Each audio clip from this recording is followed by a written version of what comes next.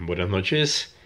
Dentro del tema que tenemos para la clase de la materia de psicobiología, me he decidido por hablar un poco lo que era la depresión.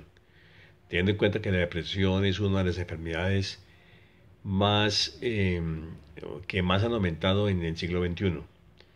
Sin olvidar que, por ejemplo, con base en la depresión, cuando es una depresión mayor, también se producen muchas, pero muchas muertes, muchos suicidios, muchos intentos y además muchos suicidios consumados. La depresión podríamos catalogarla o dividirla en dos tipos de depresión.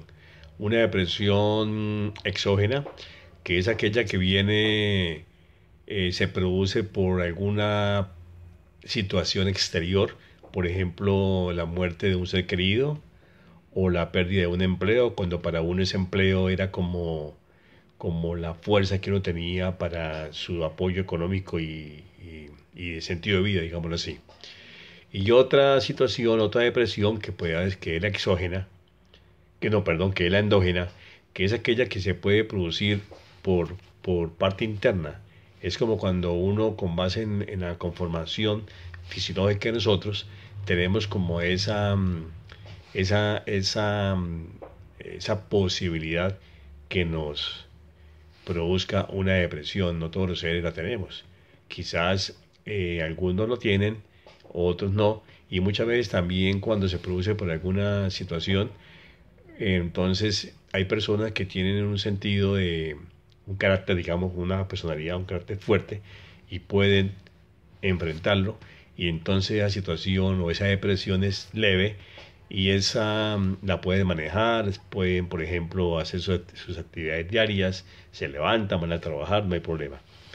En el otro caso es cuando la persona también tiene un tipo digamos de ánimo muy bajo y se produce una depresión que ya es esto más grave y esa le produce a esta persona totalmente una incapacidad.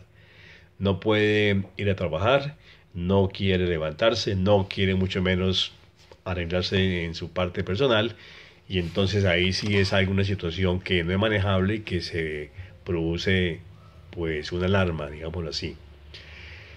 Cuando, por ejemplo, uno ve en su casa o un amigo en empresa que trabaja uno, una persona que como que asume una actitud de tristeza o de llanto continuo, en el caso, digamos, de las mujeres, sin una causa conocida, o que siempre todo lo que uno propone o lo que uno plantea para esas personas no tiene ningún interés, ninguna motivación, hay que tener mucho cuidado con esto porque son síntomas que conducen primero que todo a una tristeza y si se sigue ya se conforma una depresión y esa depresión puede ser, como hablaba anteriormente, leve o grave y ya ahí existe un problema.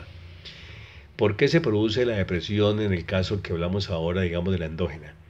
Resulta que nuestro cuerpo, nuestra conformación física, sobre todo en el cerebro, tiene unos elementos, tiene unos órganos que se llaman neurotransmisores, que son los encargados de darle al cerebro unas sustancias para que el ser humano mantenga un estado de ánimo acorde con la salud, digámoslo así. Ahora me acuerdo, por ejemplo, son la serotonina, endorfinas, las dopaminas, y entonces esto, cuando ese nivel baja, en esas personas se produce una tristeza, una depresión y es algo supremamente grave. Uno como pudiera decir, las tengo bajitas, las voy a aumentar, voy a la droguería y las compro, no. Son productos que no se consiguen en la droguería. Son productos que uno mismo, con la forma de uno, las puede aumentar. Por ejemplo, cuando uno hace cosas que le causan placer, de una persona que le guste el deporte y se ve un buen partido o vaya a ese deporte, una persona que le guste el arte, que le guste leer un libro, ver una obra de teatro y que eso le produzca placer, pues lo hace y entonces en ese momento esa producción se aumenta y le va a generar una ayuda para su comportamiento y para evitar un poco la depresión. Yo considero que debemos ser muy cuidadosos en observar a nuestros seres queridos, a los familiares, a los amigos, en ese sentido.